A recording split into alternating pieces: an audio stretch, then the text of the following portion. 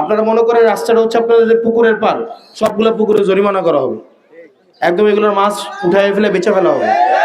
পুকুর যে করেন, রাস্তার পাশে পুকুরগুলো আছে না, এই যে রাস্তা করবে, রাস্তা করার সময় কি এটা সরকারের কাজ আপনার রাস্তার পাশ দিয়ে করে দেওয়া, ওই যে রিপেয়ারিং ওয়াল করে দেওয়া, এটা কি রাস্তার কাজ? শুনেন, আপনি আমাদের ভোট দিবেন, আগামী 5 বছর পর আল্লাহ বাঁচায় রাখবে কি রাখবে না আমি জানি না। আমার অনেকে এখন বলে তুমি যদি এমনি এখন করো আগামী 5 বছর পরে তো জিততে পারবে না।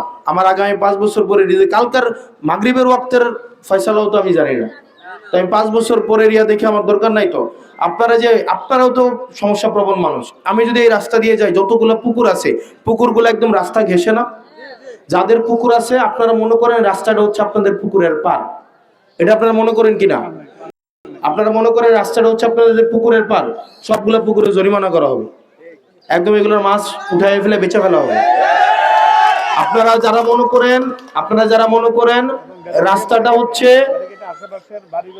আপনারা যারা মনে করেন এই যে এখানে যারা আছেন, আপনারা যারা মনে করেন রাস্তাটা আপনারা পুকুরের পার, আপনারা এই একটা বছর সময় নেন, সামনে বৃষ্টি আসার আগে আপনারা পারগুলা বাঁধেন নিজের পয়সা খরচ করে। কারণ রাস্তাটা পুকুরের পার না, রাস্তা থেকে আপনার পার থাকবে, রাস্তার পরে পার থাকবে, পারের পরে পুকুর থাকবে। এখন আপনি পার সহ কাইটা ফেলে আপনি রাস্তাটাকে বানাবেন পার, এবং রাস্তাটা যখন করবে তখন রাস্তার পরে এবং পুকুর গেছে সরকারি টাকা দিয়ে রিপেয়ারিং ওয়াল দিবে, সরকার তো এত ঠেকা পড়ে নাই।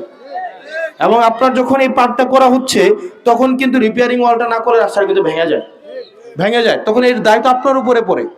তো সুতরাং আগামী বর্ষার আগে আপনাদের যারা পুকুর ঘাট আছে একদম রাস্তার পাশে, আপনারা এগুলা রিপেয়ারিং ওয়াল এবং পার আপনারা নিজের পয়সায় দিবেন। আর যদি কোনো রাস্তা ভাঙে আপনাদের পুকুরের মাছ বিক্রি করে লিজ দিয়ে ওই রাস্তা করা হবে, আপনাদের পুকুরের মাছ সত্যি বিক্রি করে ফেলা হবে, কারণ আপনি সরকারের টাকার ক্ষতি করতেছেন না।